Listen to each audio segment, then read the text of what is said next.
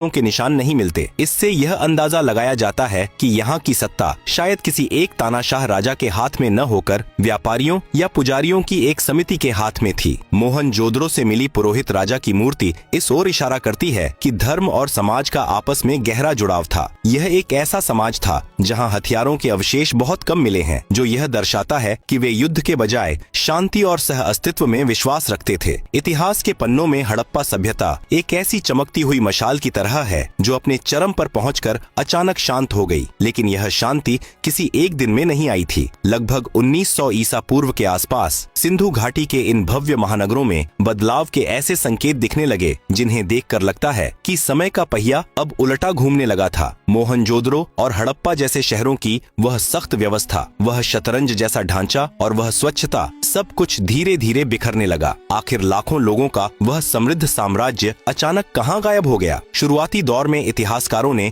बाहरी आक्रमणों को इसका मुख्य कारण बताया था। कहा गया कि बाहर से आए योद्धाओं ने इन शांति प्रिय शहरों को तहस नहस कर दिया। इसके सबूत के तौर पर मोहनजोदड़ो में मिले कुछ कंकालों का हवाला दिया गया, लेकिन आधुनिक शोध और पुरातात्विक खुदाई ने इस सिद्धांत को पूरी तरह खारिज कर दिया है। कंकालों पर युद्ध के घाव नहीं मिले, बल्कि वे किसी महामारी या प्राकृतिक आपदा का शिकार लग रहे थे। राखी गढ़ी में मिले कंकालों के डीएनए परीक्षण से यह भी साबित हुआ है कि यहाँ के लोग स्थानीय थे और बाहर से किसी आक्रमण के कोई ठोस प्रमाण नहीं मिलते। आज के विद्वान मानते हैं कि हड़प्पा का अंत किसी तलवार से नहीं, बल्कि प्रकृति के बदलते मिजाज से हुआ था। पतन की सबसे बड़ी वजह बनी जलवायु परिवर्तन। हड़प्पा सभ्यता का पूरा ढांचा नदियों पर टिका था। सिंधु और उस समय की विशाल सरस्वती नदी उनकी जीवन रेखा थी। 2000 ईसा पूर्व के आसपास मानसून के तरीके में भारी बदलाव आया। बारिश कम होने लगी और नदियां धीरे धीरे सूखने लगीं। सरस्वती नदी, जिसके किनारे हड़प्पा की सबसे अधिक बस्तियां बसी थीं, धीरे धीरे लुप्त होकर रेगिस्तान में खो गई। जमीन की उर्वरता कम होने लगी और बार बार आने वाले सूखे ने किसानों को लाचार कर दिया। पानी की कमी ने कृषि को बर्बाद कर दिया, जिससे शहरों का पेट भरना नामुमकिन हो गया। वहीं दूसरी ओर सिंधु नदी ने अपनी राह बदल ली, जिससे मोहनजोदड़ो जैसे शहर पानी से कोसों दूर हो गए। केवल सूखा ही नहीं, बल्कि विनाशकारी बाढ़ ने भी अपना कहर बरपाया। चनहूदड़ो और लोथल जैसे शहरों में मिट्टी की ऐसी परतें मिली हैं जो यह साबित करती हैं कि इन शहरों को बार बार भयानक बाढ़ का सामना करना पड़ा था। बार बार आने वाली आपदाओं ने प्रशासन की कमर तोड़ दी। संसाधनों पर दबाव इतना बढ़ गया कि लोगों ने शहरों को छोड़ना ही बेहतर समझा। यह सभ्यता अचानक खत्म नहीं हुई, बल्कि इसका विसर्जन हुआ। लोग महानगरों को छोड़कर छोटे छोटे समूहों में पूर्व